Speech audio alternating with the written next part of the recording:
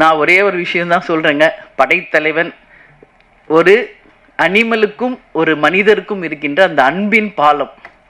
ஒவ்வொரு வீட்லேயும் நம்ம டாக் வளர்க்குறோம், பெட் அனிமல்ஸ் இருக்கு. வீட்டில் எப்பவுமே கேப்டனும் சரி, நானும் சரி, பிரபாஷமும் எல்லாமே ஒரு பெட் லவர்ஸ். நம்ம வீட்டில் எவ்வளோ டாக்ஸ் இருக்குன்றது உலகத்துக்கு தெரியும். அவங்க அன்பாக வளர்க்குற கிளி எத்தனை இருக்குன்றது உங்களுக்கு தெரியும். மீன் இருக்குது. அதே மாதிரி சண்முக பாண்டியனுக்கு ஒரு லக்கு, மதுரை ஃபஸ்ட்டு சகாப்தம் பண்ணார். அவங்க மாமா ப்ரொடியூசராக இருந்து வல்லர் அவர் சுதீஷ் எடுத்தது. அடுத்தது மதுரை வீரன். அதில் பார்த்தா ஒரு ஜல்லிக்கட்டு காலை. இதில் எப்படி தம்பி எப்படி யானையோடையே பழகிறாரோ அது மாதிரி அந்த ஜல்லிக்கட்டு காளையோடையே அவ்வளோ ஒரு பாண்டிங்காக தம்பி பழகியிருக்கார். அப்போ அம்மா நம்மளும் ஒரு ஜல்லிக்கட்டு காளையை வாங்கணும், வளர்க்கணும். அவங்க கேட்டால் நான் நோவே சொல்ல மாட்டேன். கேப்டன் கேட்டாலும் நான் நோ சொல்ல மாட்டேன், பசங்க கேட்டாலும் நான் நோ சொல்ல மாட்டேன். ஏன்னா யாரெல்லாம் ஒருவர் பெட் லவர்ஸாக இருக்காங்களோ அவங்க அத்தனை பேரும் நல்லவர்களாக தான் இருப்பாங்க. ஒரு வாயில்லாத ஜீவன் மேல அன்பு வைக்கக்கூடியவர்கள் அப்படின்னா அவங்க உண்மையிலேயே நல்லவர்களாக இருந்தால் தான் அது முடியும். இதுதான் உண்மை. இதில் எந்த மாற்று கருத்துமே இல்லை.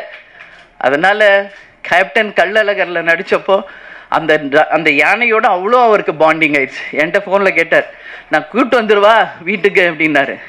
தாராளமாக உங்களுக்கு பிடிச்சா கூப்பிட்டு வாங்க, பட் நம்ம வீடு சின்ன வீடு, உங்களுக்கு எல்லாருக்கும் தெரியும். ஒரு கிரவுண்ட் வீடு, அதில் எப்படிங்க நீ யானையை நம்ம வச்சுருக்கிறதுன்னு. ஆனால் அதே தான் சண்முக பாண்டியன் படைத்தலைவனில் நடிச்சுட்டு 5 யானை. அதில் மணியன் அவருக்கு ரொம்ப ஃப்ரெண்டு. இன்னொரு யானை பேர் பிரேமாவா ஏதோ சொல்லி புஜ்ஜியா அது சொல்லுவார்.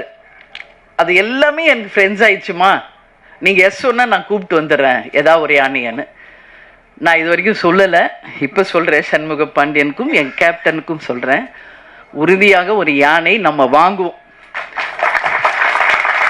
அது நீங்கள் எப்படி நீங்கள் டாக்ஸை வளர்க்குறீங்களோ அது மாதிரி நீங்கள் வளர்க்கணும்.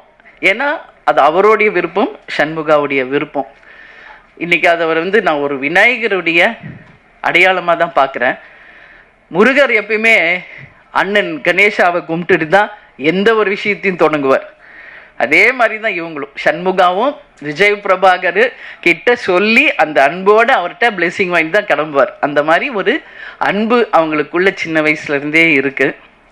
பிளே ஸ்டோர் மற்றும் ஆப் ஸ்டோரில் இருந்து பாலிமர் செயலியை QR கோடு மூலம் பதிவிறக்கம் செய்யுங்கள். செய்திகளை உடனுக்குடன் பெறுங்கள்.